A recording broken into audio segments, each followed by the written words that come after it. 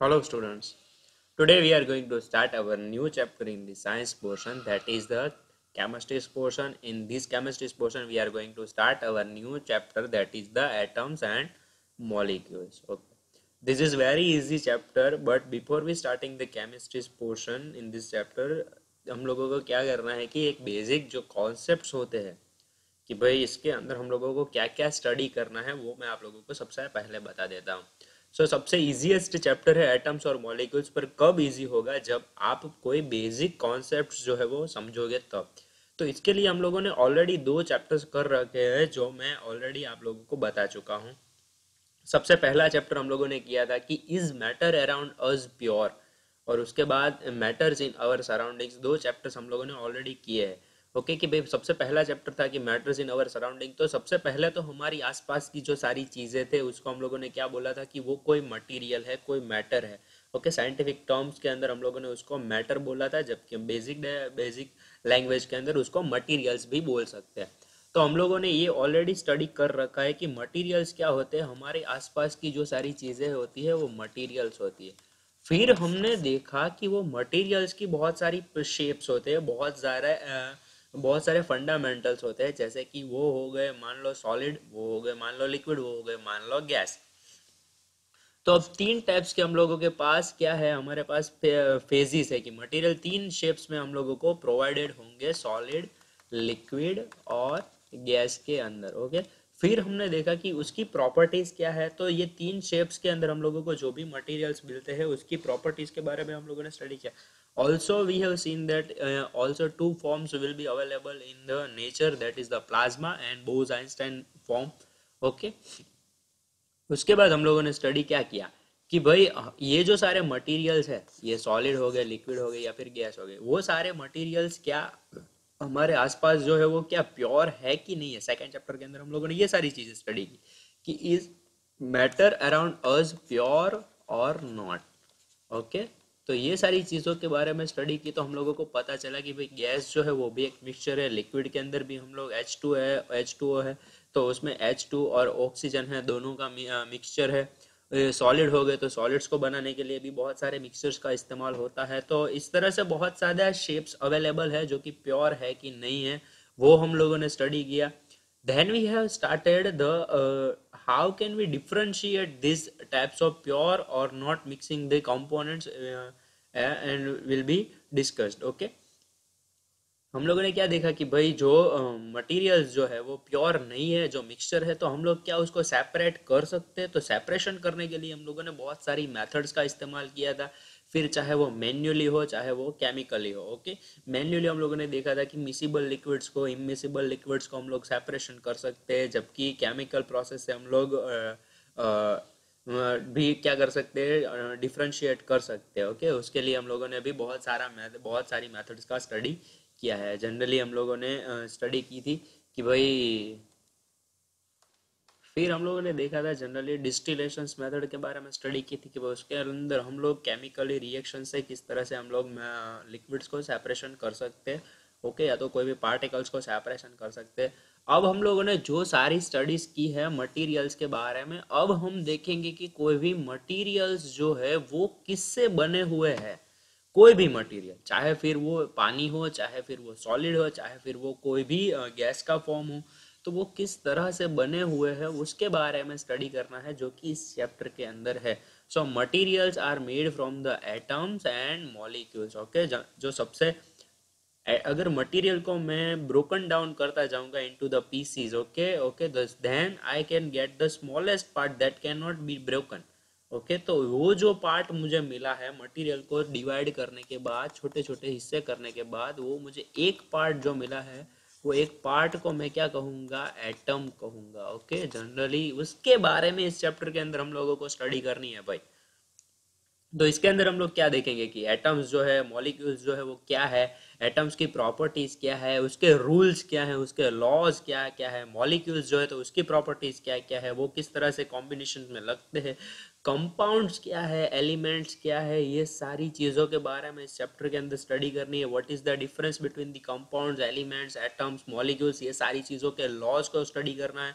ये सारी चीज़ें आई कहाँ से है, कौन से साइंटिस्ट थे जिन्होंने ये सारी थियरीज दी थी, क्यों थियरीज दी थी, क्या है ये थियरीज, क्यों है ये थियरीज, ये सारी चीजें हम लोगों को इस चैप्टर के अंदर स्टडी करनी है. So let us begin this chapter atoms and molecules. So first point in atoms and molecules is Dalton introduction that have I already given to you. Okay, उसके बाद हम लोग स्टडी करेंगे कि डाल्टन्स थियरी क्या है. तो एक डाल्टन साइंटिस्ट था जिन्होंने एक थियरी दी थी लॉ ऑफ केमिकल कॉम्बिनेशंस के बारे में, जिसके अंदर हम लोगों को दो लॉज के बारे में स्टडी करनी है. ओके, फर्स्ट लॉ होगा law of conservation of mass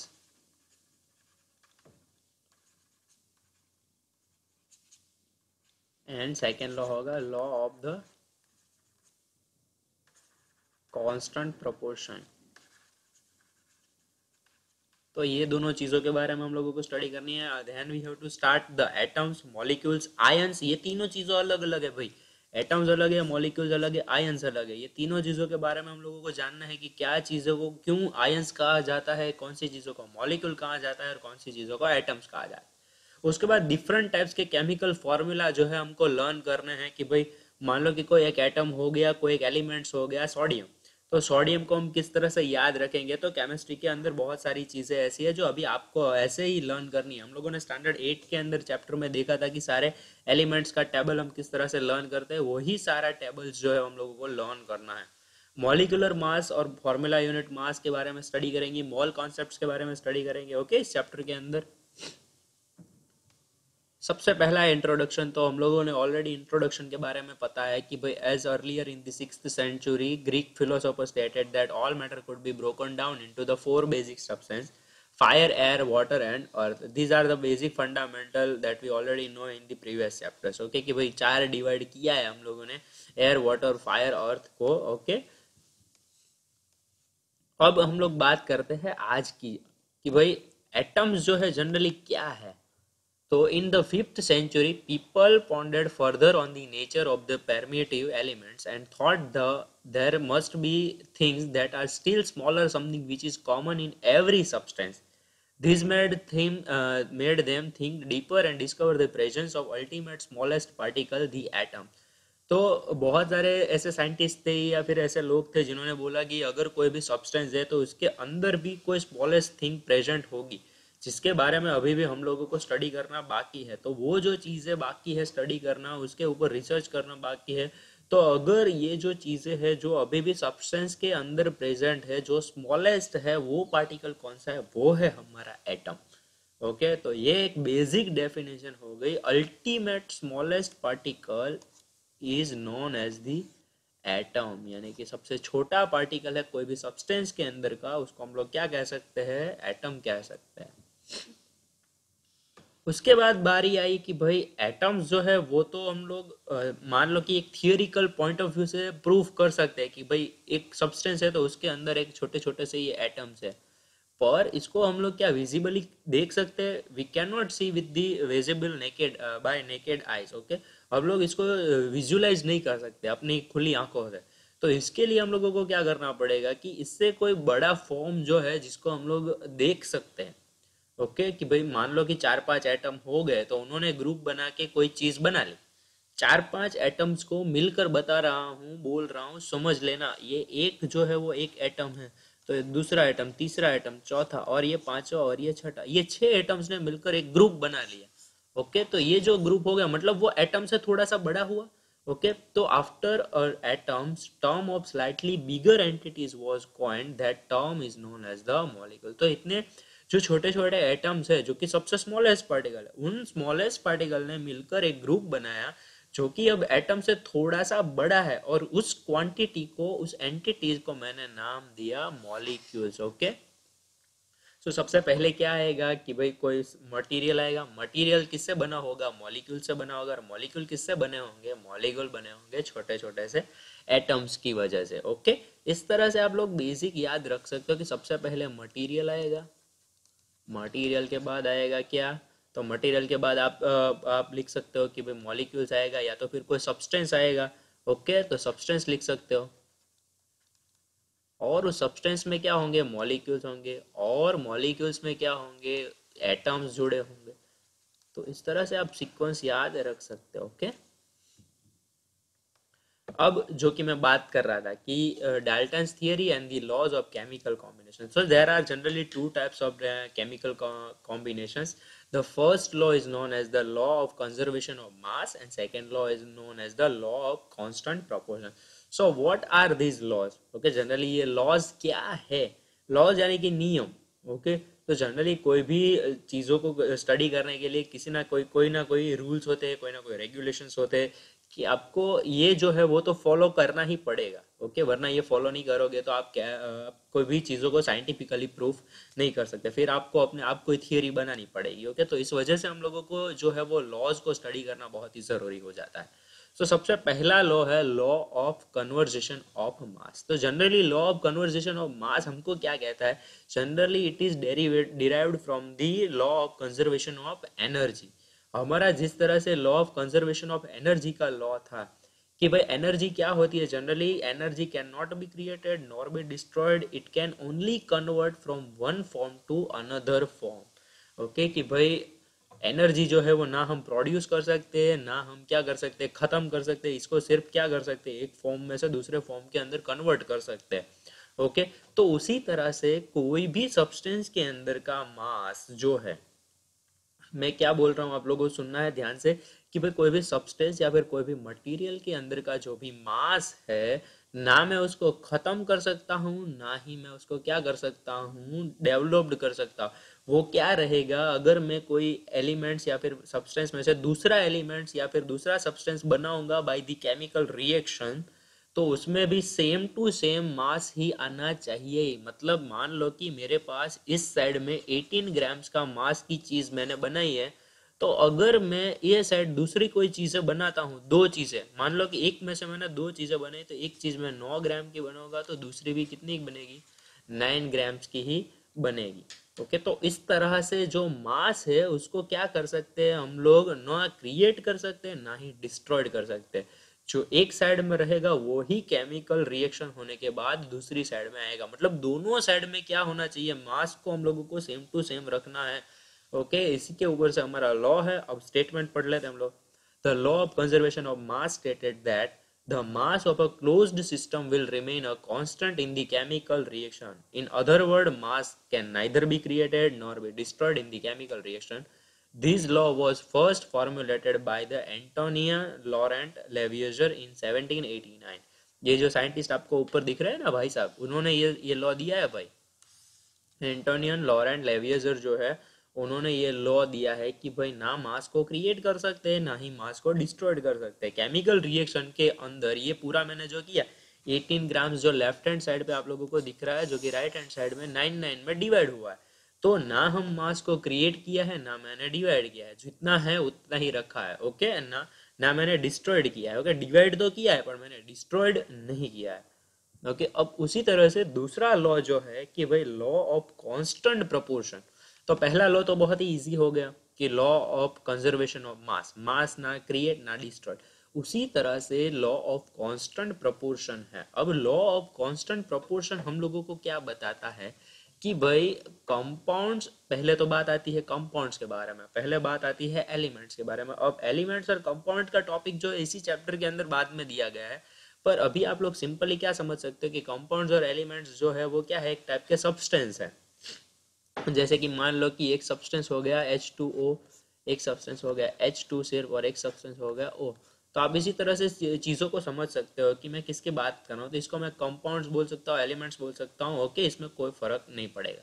okay, as we know compounds are composed of the 2 और मोर एलिमेंट्स. तो मैंने बोला ना कि आप इसको बोलोगे एलिमेंट तो ये बनेगा कंपाउंड. दो चीज़ों के दो एलिमेंट्स को मिक्सअप करके आप कंपाउंड्स को बना सकते हो. तो आप इसी तरह से किसी सब्सटेंस को भी बोल सकते हो. The proportion in which elements are present in a compound remains the same irrespective of its method of preparation. अब ये जो है वो सिर्फ लॉ से समझ में नहीं आएगा. इसके लिए एक एग्जांपल जो है वो नीचे दिया गया है जो हमको समझना है. Okay, for example pure water obtained from any source and from any country will always contain the 2 hydrogen atom and 1 oxygen atom.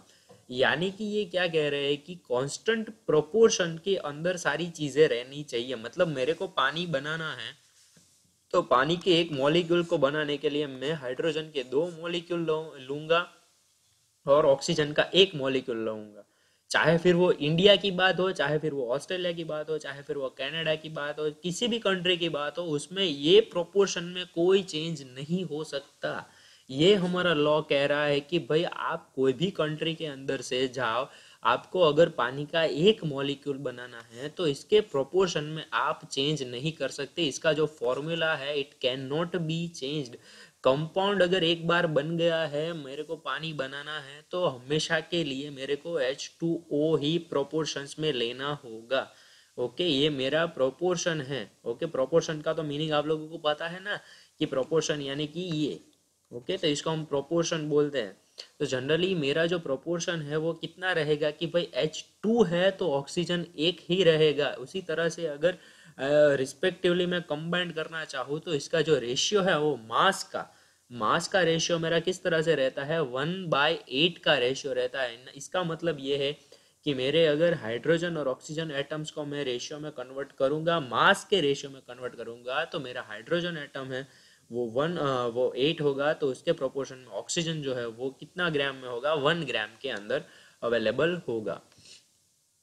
Okay, सो इस तरह से हम लोग याद रख सकते हैं कि दो लॉज हैं। तो सबसे पहला था कि भाई मास को ना क्रिएट किया जा सकता है ना डिस्ट्रॉयड किया जा सकता। उसी तरह से सेकेंड लॉ है कि इसके प्रोपोर्शंस को हम लोग चेंज नहीं कर सकते। The proportion in which elements are present in the compound remains the same irrespective of its methods of preparation. आप प्रिपरेशन के लिए चाहे फिर कोई भी मेथड का इस्तेमाल करो, चाहे फिर आप कैसे भी पानी को बनाओ, पर पानी के जो मॉलिक्यूल्स बनेंगे उसमें H2O ही होगा। फिर H3O ना हो जाएगा, ना HO हो जाएगा, ना HO2 हो जाएगा। तो आपके कंपाउंड के अंदर जितने एलिमेंट्स प्रेजेंट है वो ऐसे के वैसे प्रोपोर्शंस में रहेंगे, चाहे फिर वो कोई सी कंट्री में भी बने, चाहे फिर वो कैसे भी बने, कोई सी भी मेथड इस्तेमाल करो, आप लोग उसमें कोई चेंज नहीं हो सकता। तो ये बेसिक दो लॉज है जो आप लोगों को याद रखने हैं। ओके, फिर हम नेक्स्ट टॉपिक में स्टार्ट करेंगे व्हाट इज द एटम्स। अब नेक्स्ट टॉपिक से स्टार्ट करेंगे एटम्स के बारे में। आज आप लोगों को क्वेश्चन दे रहा हूं मैं, question number 1, what are the laws of chemical combination.